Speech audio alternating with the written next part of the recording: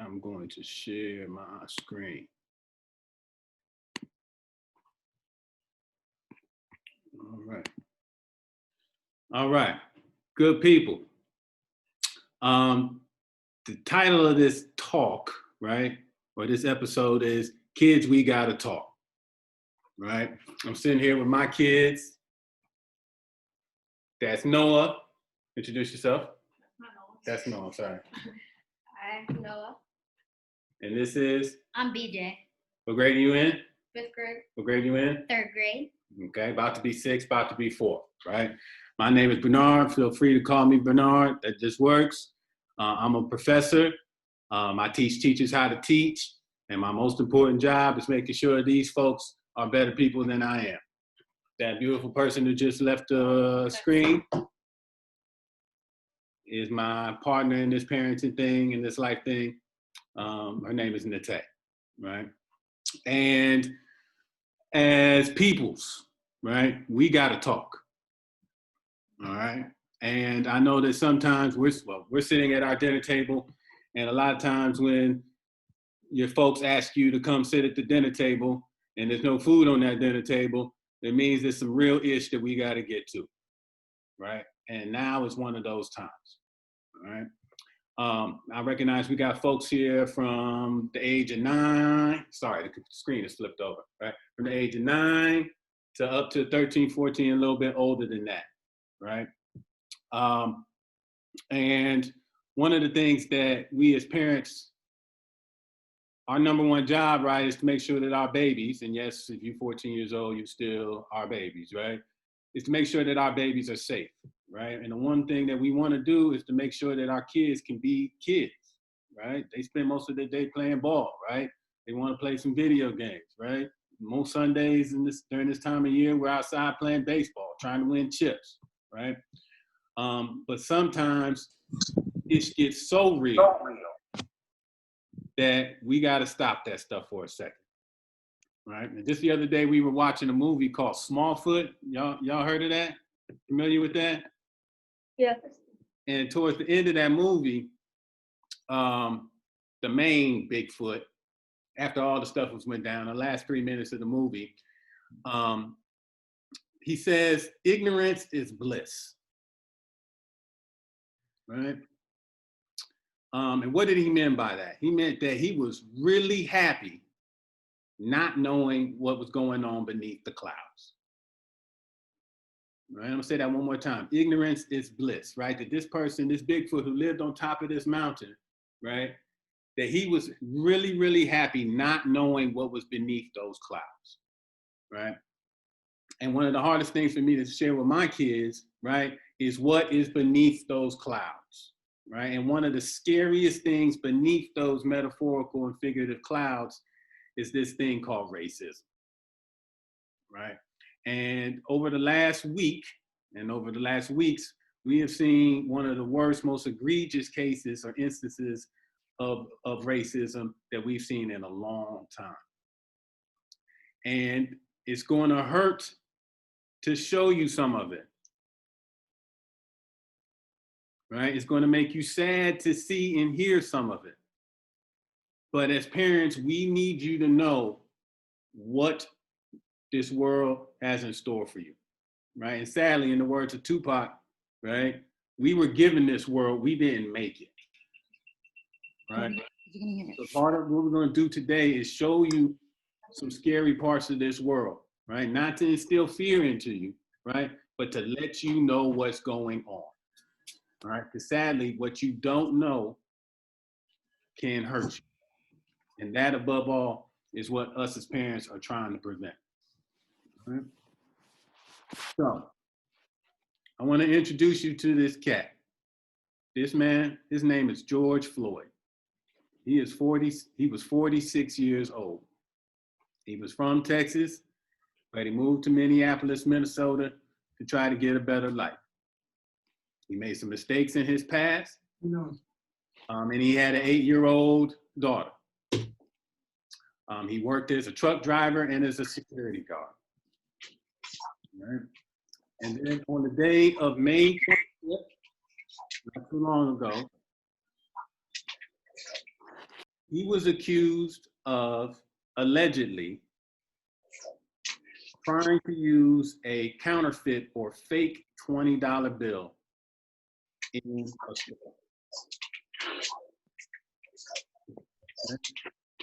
$20 bill. The police were called. Police officers showed up on the scene. As you see, they put him in handcuffs. They put him in the back of a police car. And he was doing what I would call passively resisting. So he wasn't kicking and screaming, right? But he was scared, right? Now, and this is the part that some of you might have seen, and I think you first saw this picture on what? Say what? On Get Up, right? So, this is the series of events that unfolded. And I am sorry to show you these pictures. You should know that a teenager was a bystander, and he captured 7 minutes of this incident on camera. Okay. According to the police report, this officer named Derek Chauvin, or Chauvin, I really don't care. And these other 4 officers, or other 3 officers that you see in the screen, in the picture above, put this man in this position for 8 minutes and 24 seconds.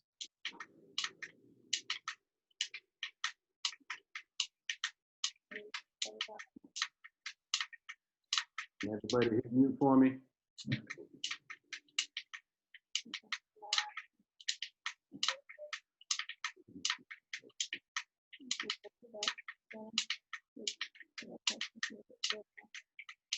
Sorry.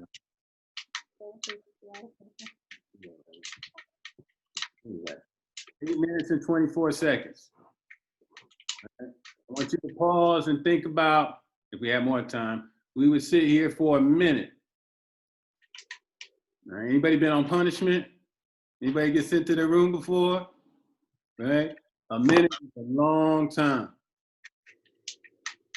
All right.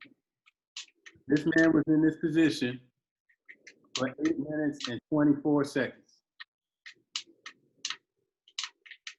During this time, he was heard pleading, "I can't breathe.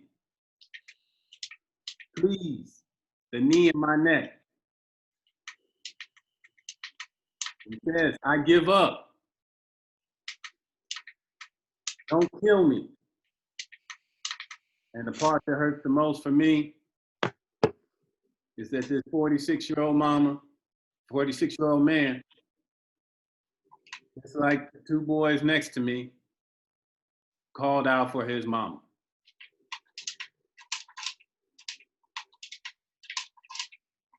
What comes to mind when you see and hear that, man?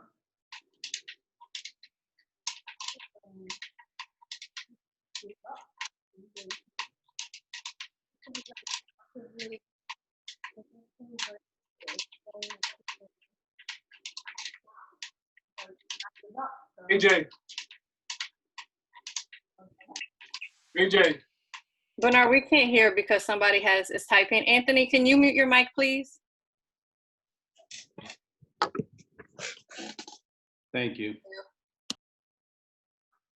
I'm sorry, what were you So saying? it's like passively resisting, but then like you said I give up, I'm not doing anything anymore, but you still like don't stop. Still does stuff. See what comes to mind? Just like this is really messed up, and like he's on the ground. You arrested him for something he did, but may have did. He was passively resisting, like you said, but then they bring him to the back of behind a car and put a knee on his neck. right? And again, we all know, right, that your neck is one of the most fragile, important parts of your body, right? How you breathe is there, right? Your spine is there, right? And This is like a grown man, too. this is a grown man too, right? And again, for me, and I struggle in showing this picture. And again, the entire thing is on video, but we're not going to show that here. To me, the worst part about this is the officer. Well, obviously, is the officer, right? And how he makes eye contact directly with the camera.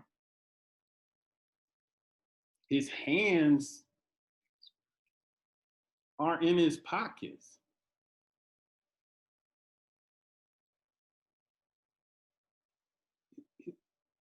Like it's a game.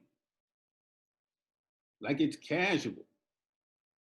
One of these officers, the one that, if you look at the second picture, the officer who is standing and he is not physically restraining Mr. Floyd, this man spends the duration of the video, he doesn't look at Mr. Floyd. He doesn't look at his partner.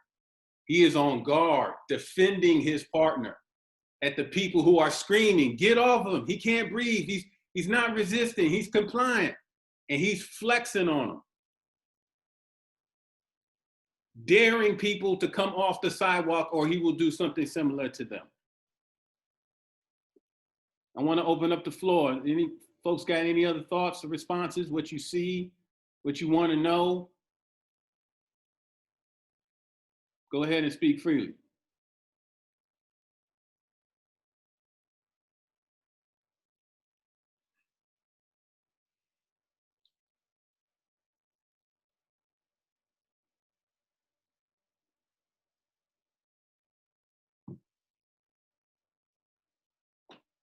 Okay. Unfortunately, some more details. He was unresponsive for the last 4 minutes of those 8 minutes, meaning he wasn't moving. And even after some of those other officers checked his pulse and they told that officer that there was no pulse, he stayed on his neck for an additional 2+ minutes. He was put on a gurney, still in handcuffs, and reported died. And he died, was pronounced dead at the hospital. This is the officer, or in the words of KRS-One, the overseer. This is his mugshot. About 2 days ago, he was charged with 3rd-degree murder and homicide, or manslaughter, excuse me.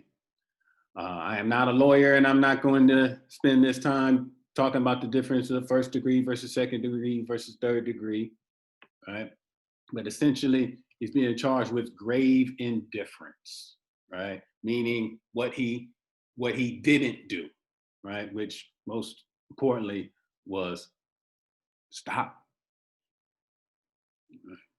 Now, one of the hardest parts about this conversation is, and one of the most personal parts of this conversation for me, is trying to be careful not to paint with broad strokes,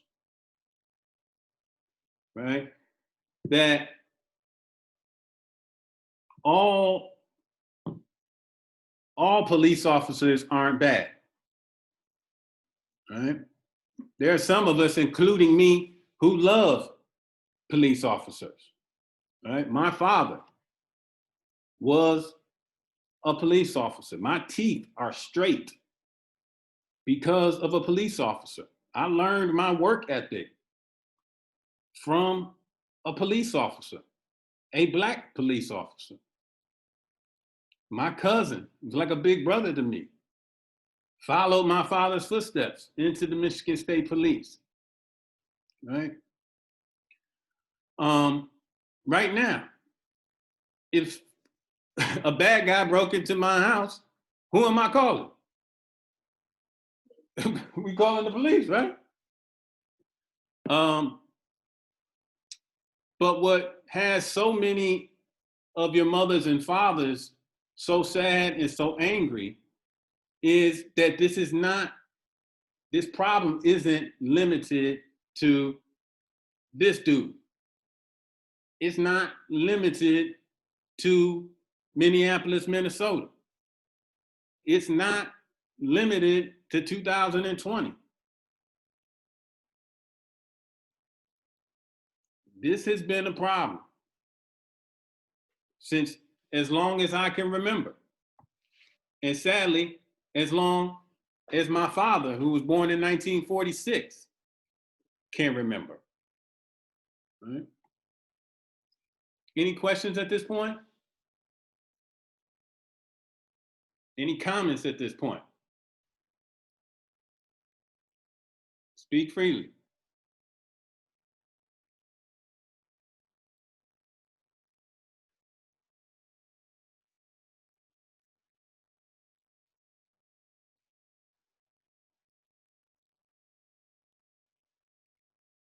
Okay. This is how bad the problem is, folks.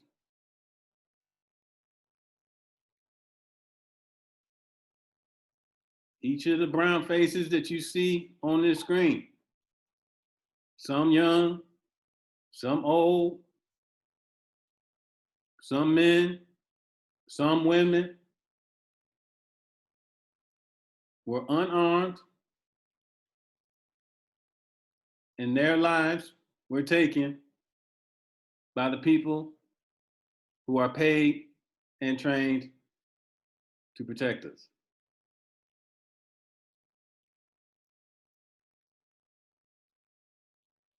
There's a young boy on here. Your parents could probably point him out to you or for you, named Tamir Rice.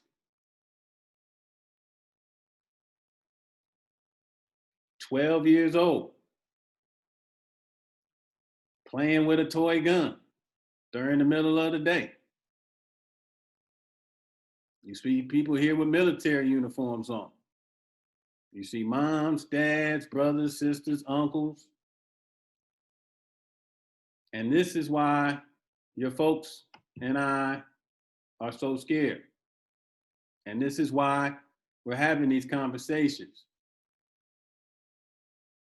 to let you know how messed up some parts of this world are. Now, I want to ask y'all a question. I'm going to pause this for a second.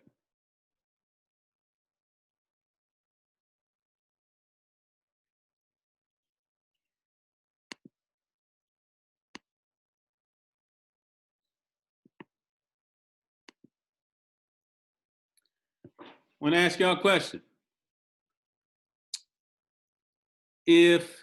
What if you were being bullied in school? What are you supposed to do?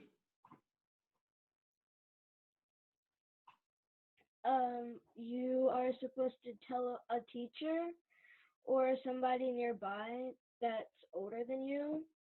And if that doesn't work, sometimes you can just walk away. But if they're like being very mean to you, sometimes you have to push back.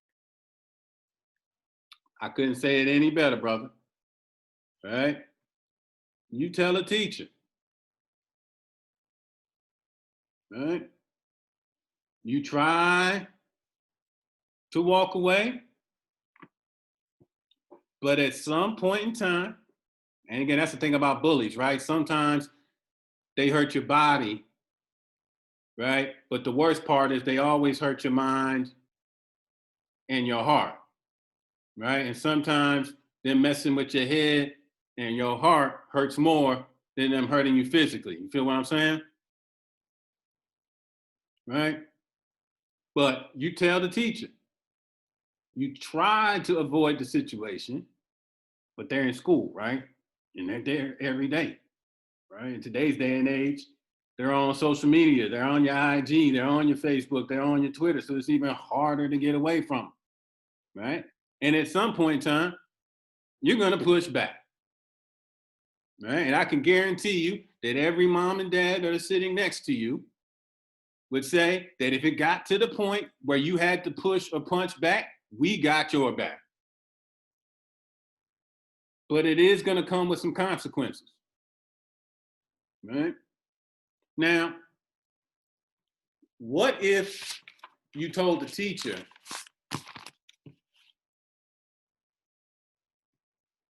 and she says you're blowing it out of proportion?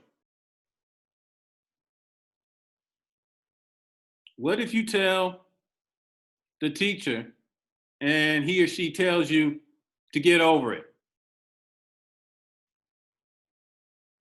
Stop complaining.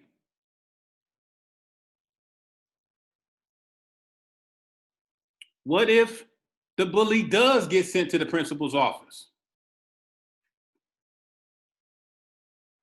But instead of that bully getting expelled or kicked out of school, they only get lunch detention.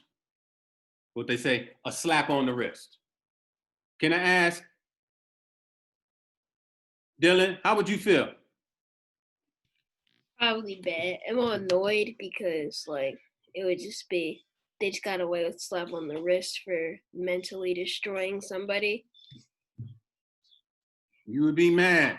You would be annoyed. All right? I'm sorry, and we got two Dylans on here too, so good people like to get good taste in names. Right? You would be mad.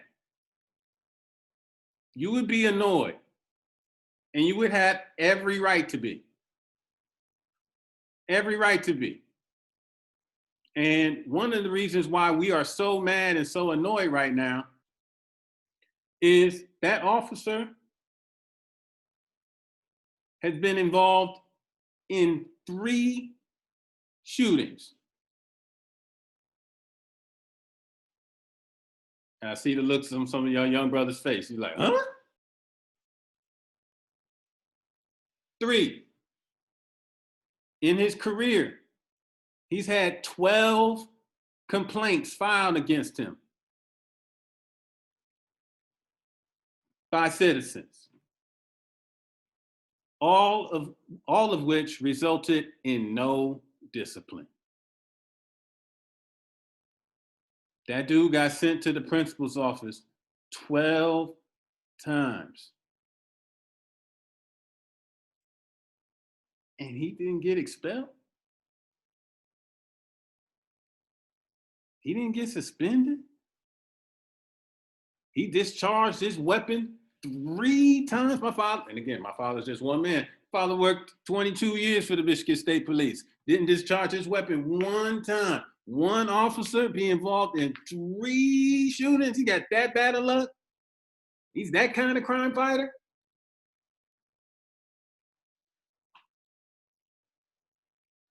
Right? It makes you scratch your head, right? And again, like Dylan said, it would make you mad. It would make you frustrated.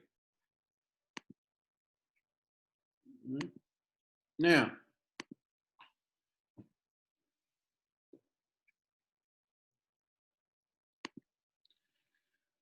what if the bully is a police officer?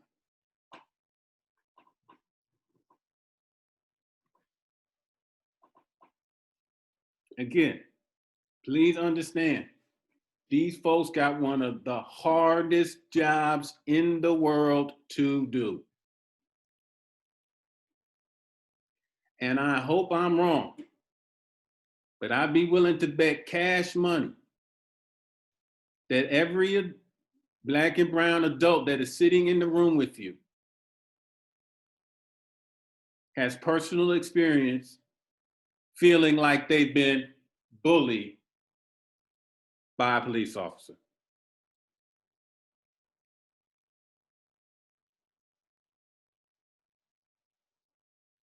Right? And again, the difference between the bully on the playground and this kind of bully is this bully has been endowed with a license to kill. You could punch that bully in the nose on the playground. Right? When I watched that video, and again, this guy got the video 7 minutes, like part of me in my heart, I hope that I have the courage to put that camera down and tackle that police officer who is strangling the life out of Mr. Floyd. But even as I say that, I hope I have the courage, I know what the consequences of fighting back against that bully could be. And that's a scary situation to be in. Again, Mr. Floyd, a fake $20 bill, 10 miles an hour over the speed limit, loitering or hanging out in the wrong place, or the worst one of all, fitting the description. All right?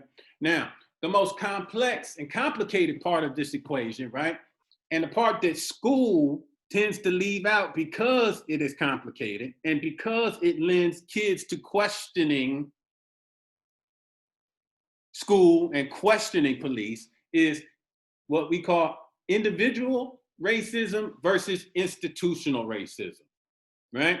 Most of the time when we think about racism, we think about the words and actions of individuals, right? We think about the N-word, right? We think about the Ku Klux Klan, right? But the hardest part about this problem, right, is that there is a system that enables or allows these behaviors by individuals to continue. Right? But in this instance, the principle is the justice system, right? If we're going to continue that analogy, right? That you have the police departments that allowed this person to continue to be employed despite reasons of concern, right? To put it lightly, right? You have district attorneys. And what are district attorneys? District attorneys are the lawyers who work for the state and the city, right? Who decide when and if charges should be filed, right? We have juries, right? That are supposedly of our peers, right? But even there's particular rules and processes on how you select a jury, right? Rules that if we had more time here, you would not believe existed, but largely function to allow people to remove people that they think are going to tilt it in one way or another. You have judges who ultimately hand down sentences, right? And you have prisons, some of which in this country, and this is hard to believe, and it's not going to sound right as I say it. Would you believe me if I told you that there are prisons that are private prisons that are in the business that make money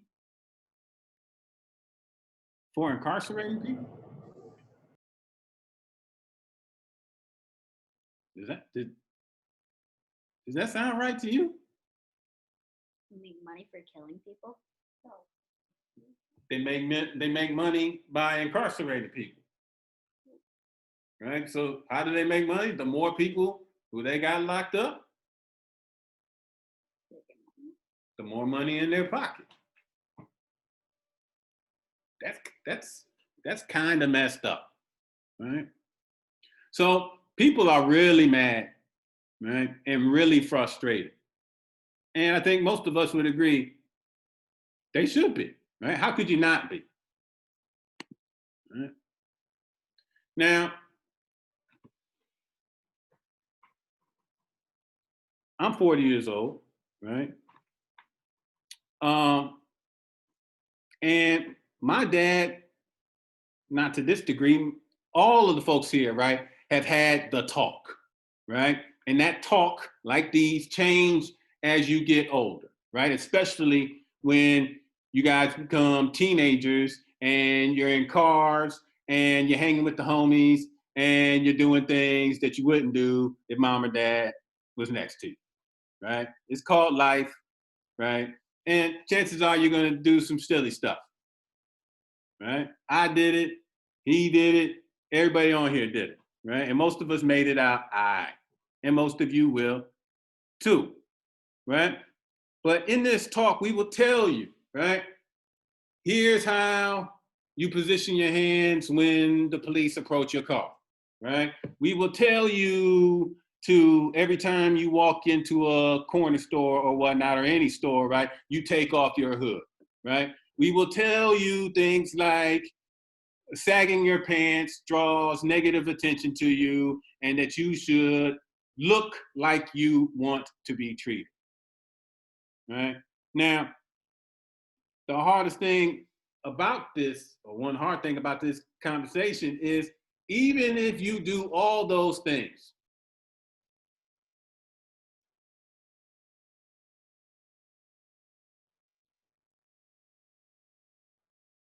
it could go wrong. And just like when we talked about that bully, right? We as a people for 40, for 50, 60 plus years, we have done what we're supposed to do. We've done nonviolent protests. Stop this share for a second. Right? Y'all saw that dude up there, right? Can I ask you, what was Colin Kaepernick trying to do? Can I hear some of your voices?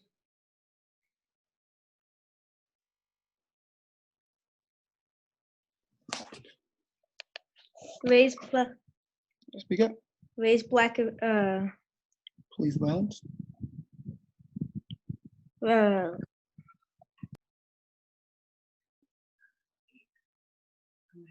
Vicky said raise attention to police violence. I'm sorry, I'm speaking. Go ahead. Whoever was talking, go ahead. He was protesting against the national anthem because he didn't like what people were saying or doing. Right? What people were saying and doing. Anybody else want to put 2 cents in the pot? He kneeled during the national anthem for to spread awareness about Black Lives Matter and police brutality. Right? That's what he had a problem with, right?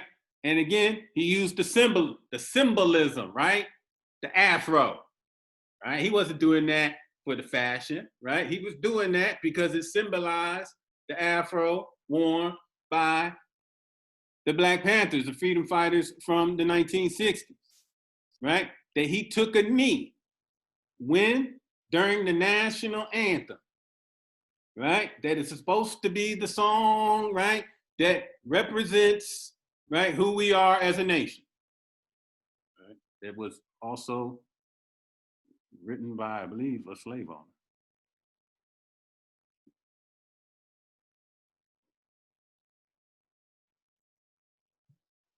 Right? He took a knee. And how did people respond to Brother Kaepernick, Anoop, taking that knee? They did what? They kicked him out of football, right? And again, did they say, and that's the coward thing, right? They didn't say why. They just did it. Right? And again, why would they think that a young man who led his team to, I believe he was 2 minutes away from winning the Super Bowl. I'm pretty sure he has if you think Lamar Jackson could get it in, take a look at what he did in the NFC Championship game. I'm pretty sure he ran for 225 yards in the NFC Championship game. Right? Why wouldn't an NFL team make more money off of the people? More people want to go. Right? It wouldn't make sense for them to kick out a little bit. Unless what were they scared of?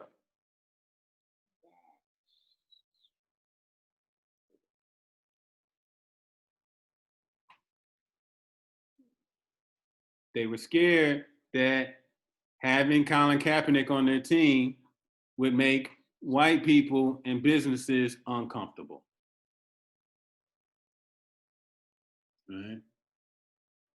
Our so-called president called Colin Kaepernick and people like him, excuse my language, but the president said this, sons of bitches.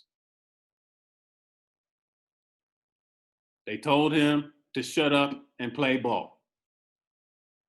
They said, you're mixed. What do you know about the experiences of being really Black in America? And he did what we were supposed to do. Take a knee. He didn't pick up any rocks. He didn't pick up any guns. He took a knee. But people didn't want to listen to that message. People said he was out of line, right? That when I watch my football, I don't want politics in my football, right? So we've done what we're supposed to do.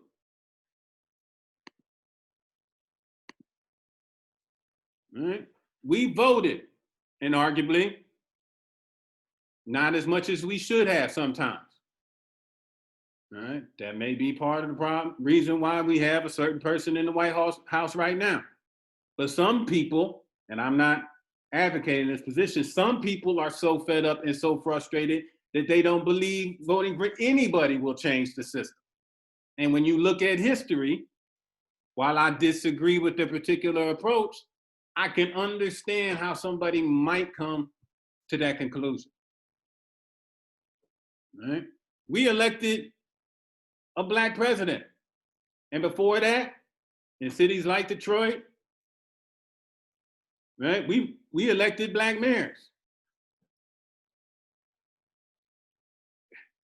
Everybody on this screen can tell you stories about what they felt in their body and their soul the day that Barack Obama was elected president. My dad almost cried. Right? Yet, I would be dishonest with you if I told you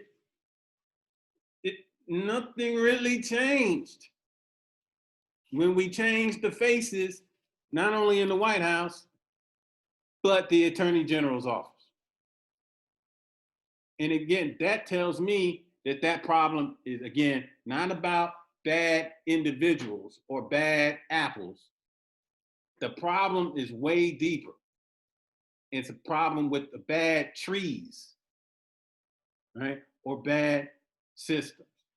And again, we followed the rules. And I want my kids to follow the rules, right? But sometimes, even when you follow the rules, things are not going to turn out how you want them to turn out. And I wish that was different. So, when it comes to today, in the last 2 days, people have been really hurt and angry. When you have been at sleep at night, the last two nights, this country has seen anger in ways that I haven't seen in my 40 years on this earth. Right? And again, this is where we talk about people are happy in what they don't know. Right? But for the last 2 nights around this country, Atlanta, DC, Minneapolis, LA, Oakland, San Jose, Des Moines, Iowa, Salt Lake City, Utah, right? The anger and the hurt and the sadness has spilled out. And it's important that you see a little bit of that.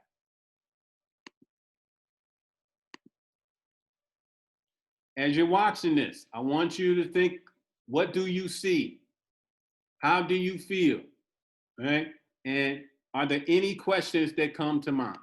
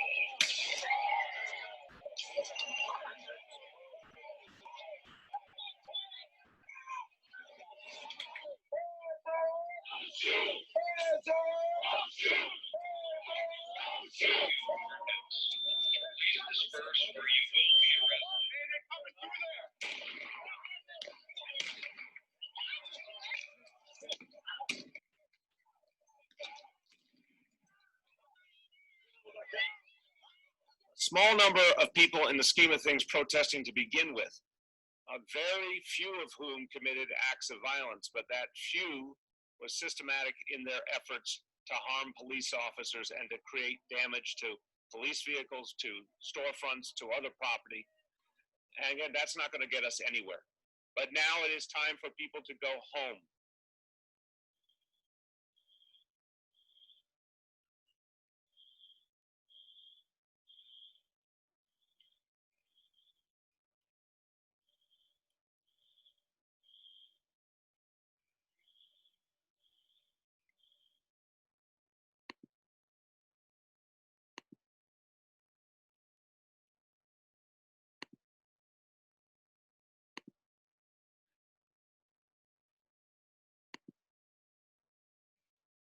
Talk to me. What goes through your mind? What goes through your body when you see stuff like that? Well, one thing I noticed was when people, Speak up. one thing I noticed when people were marching was they walked like that and put their hands up, were chanting, "Don't shoot," and then the like they called in the National Guard, and that's not like police officers. That's like the actual like military and stuff. Because like they felt that the people marching needed military to protect other people, I guess. Thank you for sharing. Comes to your mind. I also think that what Noah said and about the National Guard being there, and instead of just because there were police officers with shields and helmets and all that kind of stuff, and then people were lighting fires and destroying stuff that cops basically needed. So I feel like, yeah. I open the floor. What goes through your mind? What caught your attention? What made you say, oh, shoot? What made you say, ouch? What made me say that? Still for me, young brother. Okay, so what made me say that? Think that is that it made me like very mad because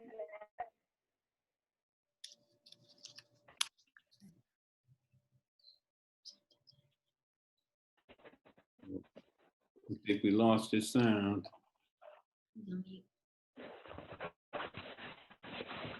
why people are destroying property, but it's just not the right thing. So both of them are doing the wrong thing. Both are doing the wrong thing, and you faded out for a couple of minutes, but I'm pretty sure you said that what the police are doing is messed up, right? But the people being violent, destroying property, that's messed up too. Right? Thank you for that contribution. Other thoughts, other responses? I see people like that being angry and raving, so they have to get back to this violence because they're so mad and angry, and like, they can't really hold it in. So they have to do that. They have to protest and stuff. JTB, I'm sorry, that was a little messed up on my end. Did other folks have a hard time hearing that? Okay, we're going to try back in a second, JTB. But thank you for your contribution. I want to hear that again, though. Other thoughts? I feel like people have realized that peaceful protest isn't working, so they're resulting to violence to see if that'll work, which it might. I don't know, right?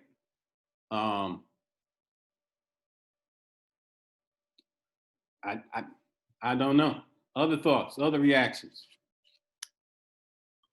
Looting doesn't solve anything. And you use that word looting. What is looting?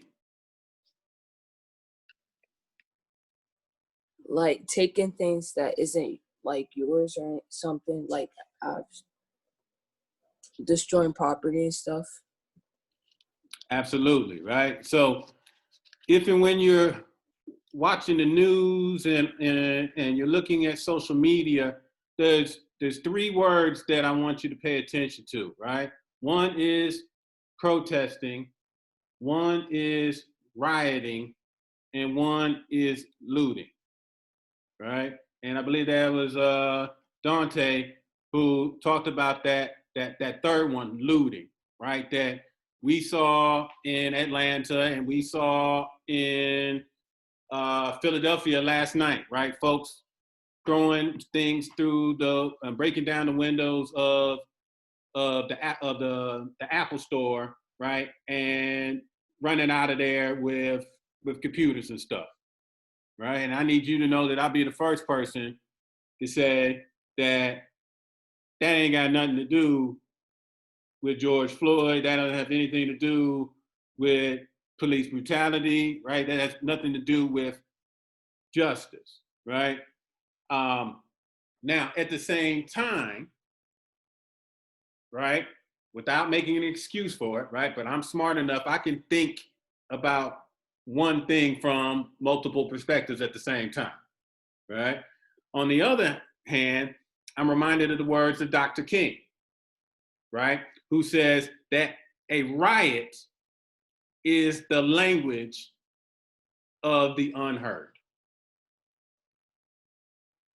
right? And again, I need you to think about for a second.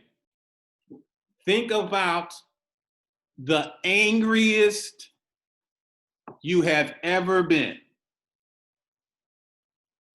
That's not a rhetorical question. I really want you to close your eyes for a second and think about the angriest you have ever been.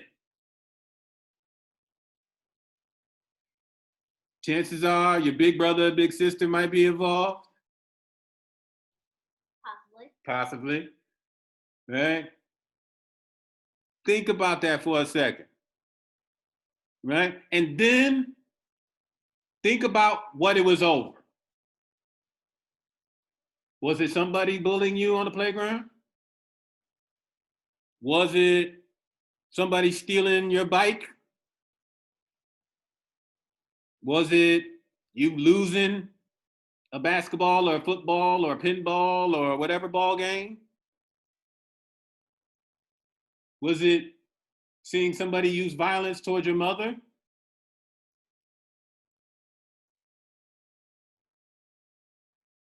Was it in response to losing a loved one?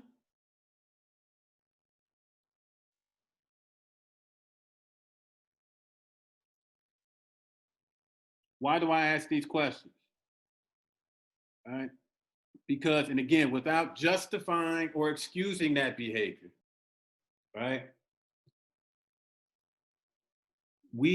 They are angry because of centuries worth of pain. Right? And I don't care what the situation is, but property is not more valuable than human life.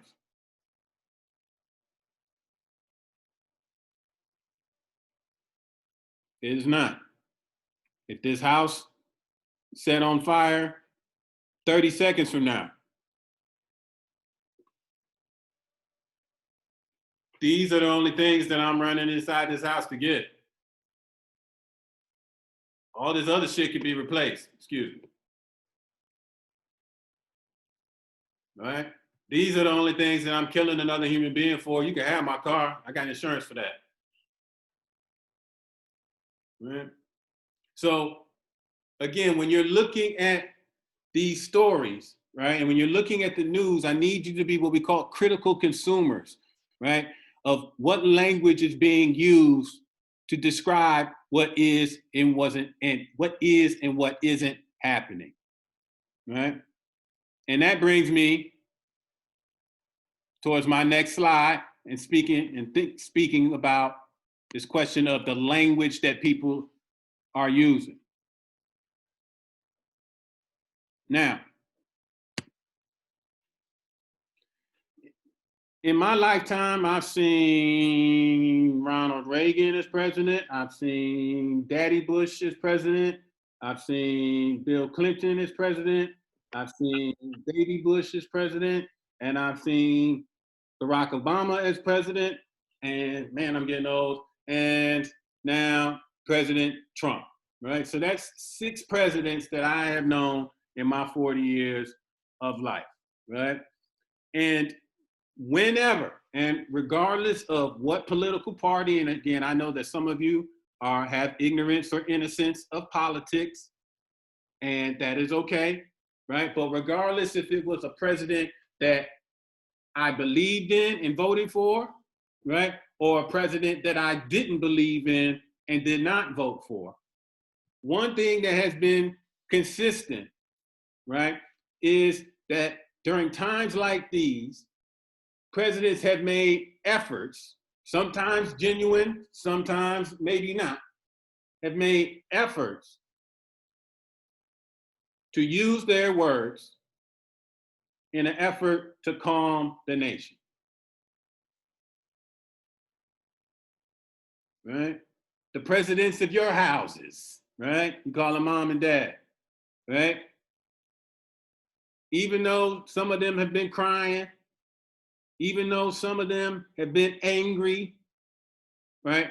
They've done everything they can to keep it inside until you go to bed. Why? Because if you see us panicking, chances are you're gonna panic too. If you see us sad, chances are you're gonna be sad too. Right? And that's what good leaders do, right? Is they try to maintain the calm amidst the storm. Right? But when it comes to the language, I need you to look, let me say it this way. Our president has not sat down in the Oval Office and addressed us as a nation. Right? He uses his Twitter fingers. Right? And this is how he shapes the story, right, to serve what I would argue are his interests. So we all know that this pandemic has been going on. We all have been on lockdown and quarantine for I done lost track now, right? Since it's been more than that. It's like March 13th or something like that, right? 2+ months, right? And a lot of people have been angry and frustrated, right? But over different things, right? And I want you to look at the 2 tweets that have been posted or presented for you. And I'm gonna ask Noah to read the bottom one first, right? And I want you to be critical readers and look at how different language is being used to describe similar actions, but by different people. Noah, please read the tweet on the bottom loud and proud, please. The governor of Michigan should give a little and put out the fire. These are very good people, but they are angry. They want their lives back again safely. See them, talk to them, make a deal. All right. Now, and again, this is referring to my home state of Michigan, where in response to the COVID-19 pandemic, the governor put stay-at-home orders in place to protect people from spreading this potentially deadly virus, right? And in response to that, angry people, very good people, i.e. 99% white people, protested on the state and inside the state capitol in Lansing, Michigan, strapped with machine guns on their chests and backs.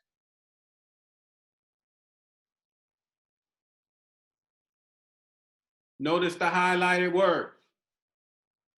White people with guns protesting, who are angry and want their lives back again, right? Here, the words used are very good people, right?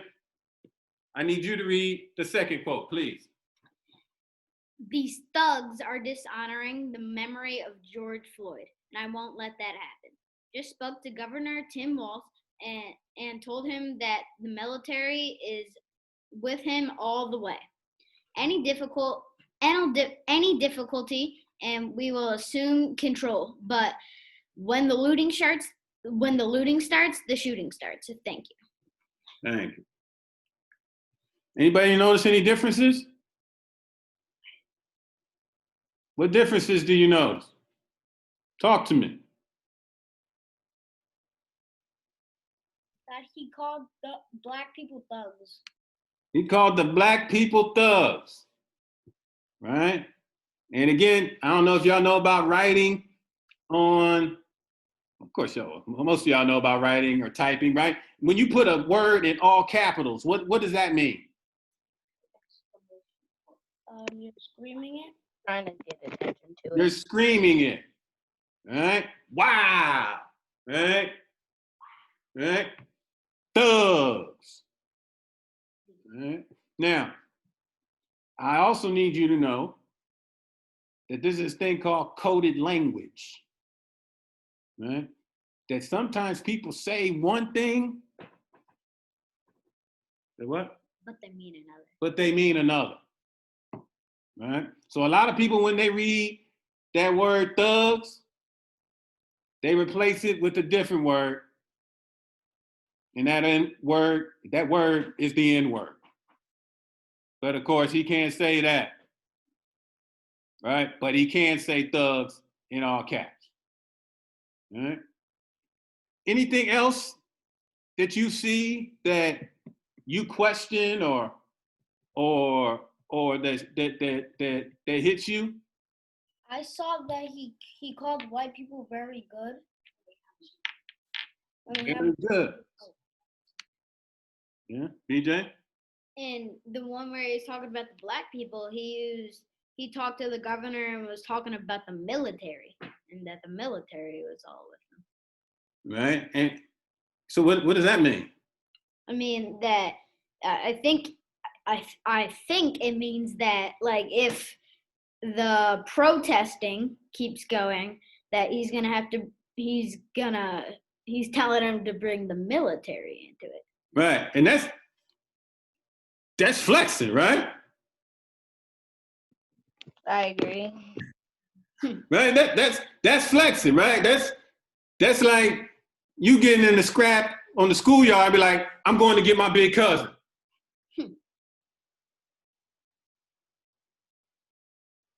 Right? And again, he says that the governor of Michigan should give a little. Right? Be compassionate, be understanding. Right? Give a little.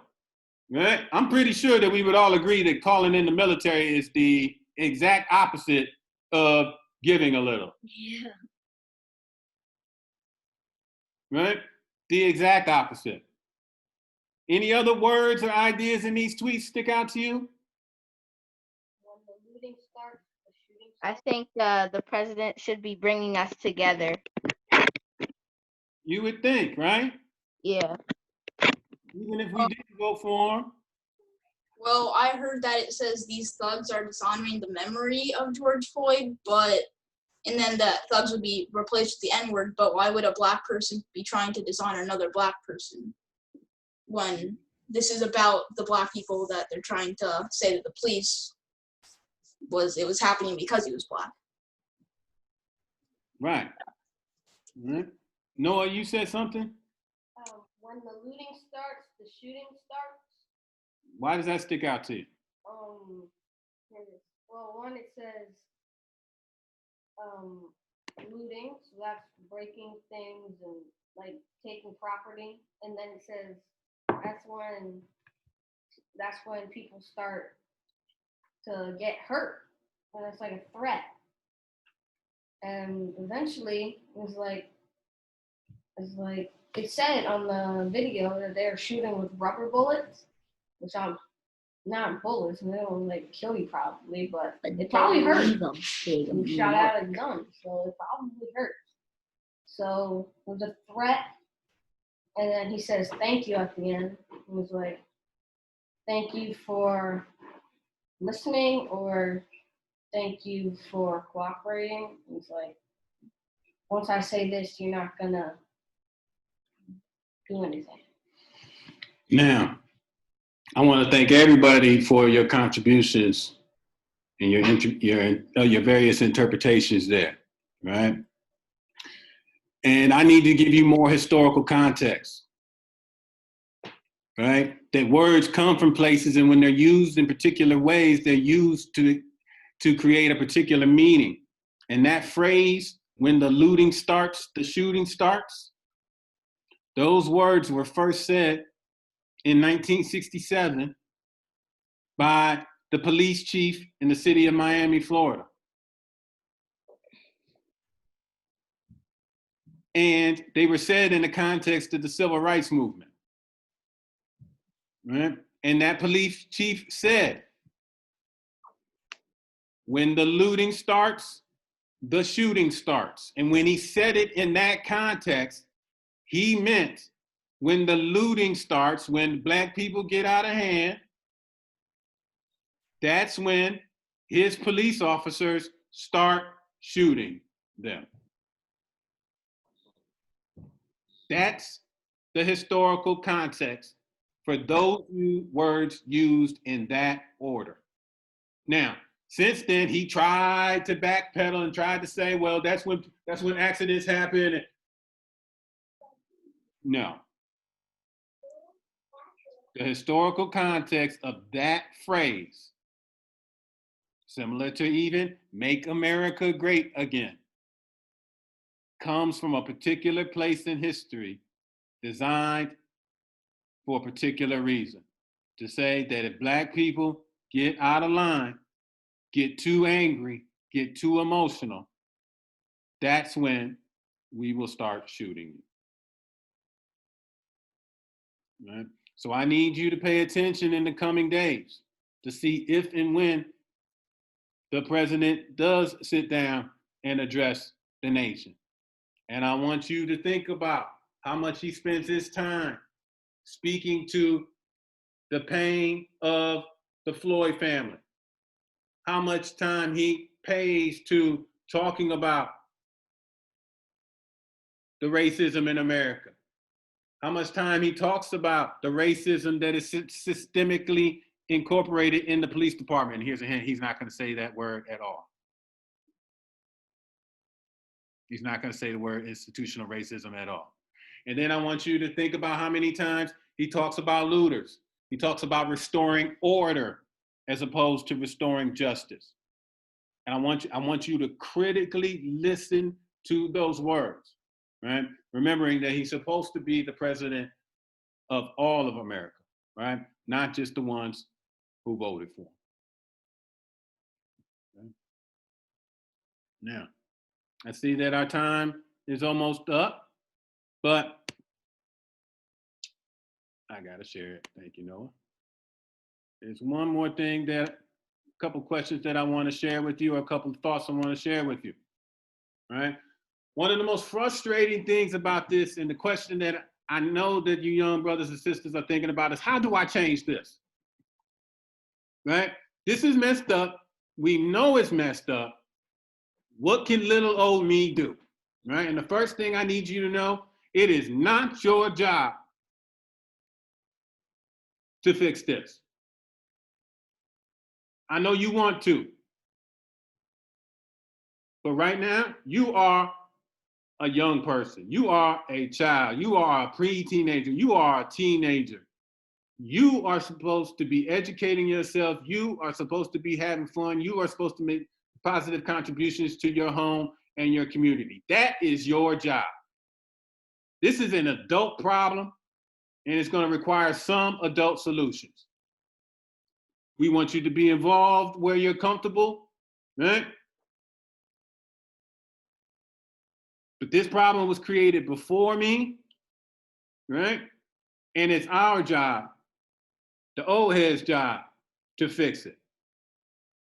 All right? I also need you to know that racism, and again, my mama is white. Some of the people on this screen, mamas and daddies are white.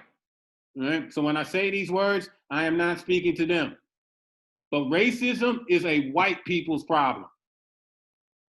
And it requires white people to fix it.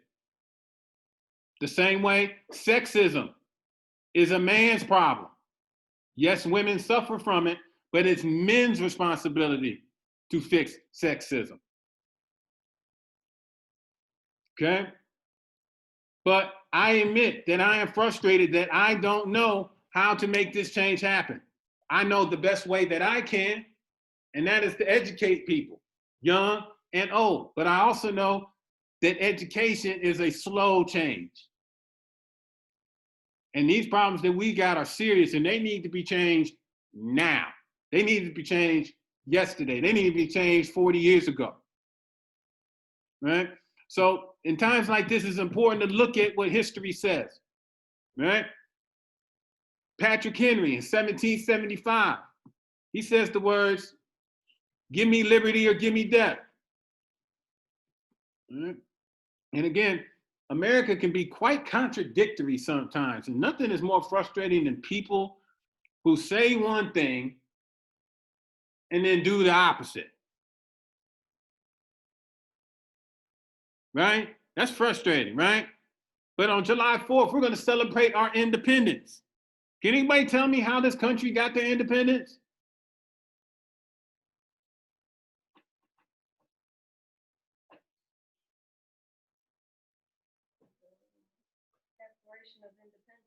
What happened before the Declaration of Independence? War and violence. War and violence. War and violence, right? That there was an oppressor or a perceived oppressor called England, called Britain. And what did people do? They fought back. As a country, on July 4th, some of us are going to celebrate that. And again, when I say this, I'm not endorsing it. I am pointing out the contradictions, right? That sometimes in this country, depending on who the people are, depending on who the oppressor is, the American thing to do is to fight back. A few years later, Martin Luther King. I'll say, what is that? 200 years after the hypocrisy of systemic slavery in a country of, in the land of the free, says that nonviolence is the most potent weapon available to the Negro in his struggle for freedom and justice. Do you know that Martin Luther King was spied on by the United States government?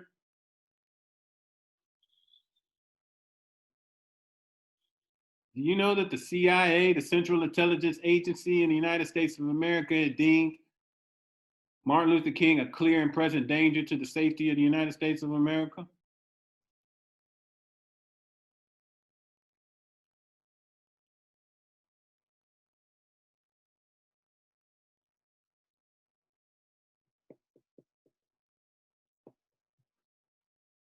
I wish I was lying, but I just stated two facts to you. But I think it's important for us to think about that nonviolent protest approach and what it says, and not to underestimate how difficult it is, right? And I say that to encourage you, right? That when little brother, it was over here, when little brother is messing with older brother, I'm sorry, it goes the other way, right? When big brother is messing with the little brother, right? Sometimes little brother can't compose himself. Right? And that takes incredible strength and courage to keep one's composure amidst such chaos. Right? And I would like for us to aspire to that, knowing that oftentimes some violence leads to more violence, leads to more violence. Right? Malcolm X. And again, there are very real reasons why you learn so much more about Martin Luther King in school than Malcolm X. But Malcolm X asks the question, how do we create change in this country? Is it the ballot or the bullet? Right? In essence, he's saying the exact same thing that Patrick Henry is saying, only it's coming out of the mouth of a black man who prays to a different God. Right now, and again, it's kind of crazy that I composed this list and I put a rapper named Killer Mike on the same list along the names of Malcolm X, Martin Luther King, and Patrick, whatever his name is, right? But in the wake of the chaos going on in Atlanta, Killer Mike says that our goal should be to plot, plan, strategize, organize, and mobilize. And I want you to continue this conversation with your folks to think about what, and to break that down, to think about what does it mean to plot. Right now, I'm plotting. I'm plotting on a way for you to think about everything that comes across your screen. For you to think about every so-called historical fact that is presented to you. Yeah, your knee is in the picture. By a teacher.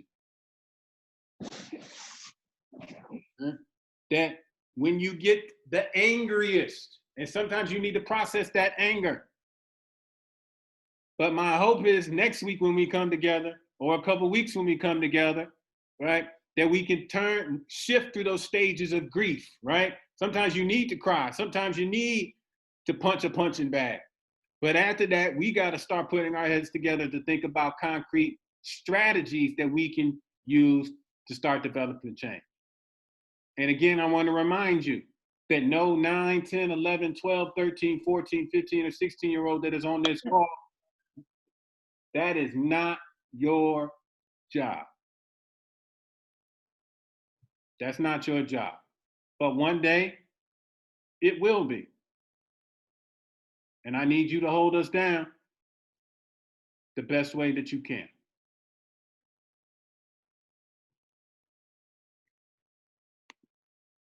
What's on your mind and heart? Talk to me.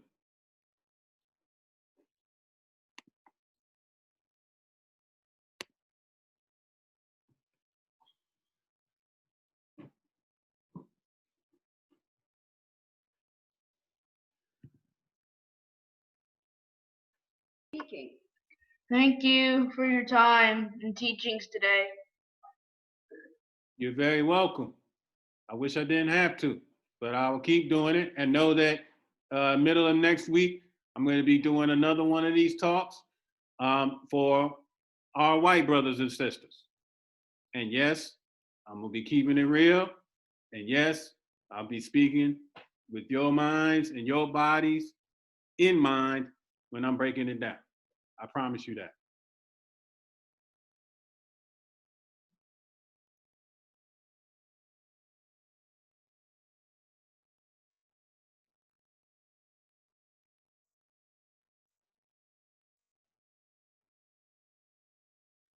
Okay.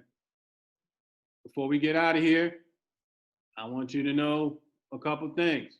And if your parents are there with you, I'd ask them to join with me. All right. It goes like this. I need you to know that you are brilliant, you are beautiful, and sometimes you will have to be brave. I want to say it one more time. You are brilliant, you are beautiful, and sometimes you will have to be brave. Can everybody unmute their microphone? And can we say that together one more time before we get out of here and go eat some dinner? I'm not hungry. You're not hungry? My stomach. My stomach is brown. All right, we're gonna say this together. You are brilliant. You are beautiful. Sometimes you will have to be Brave. Right. I love y'all. I want y'all to keep your heads up. Keep the conversation with your mommies and daddies and big brothers and uncles. Right? And I will see you when I see you. Thanks. Thank See y'all. you. Thank you. Thank you. Thanks. Thank you.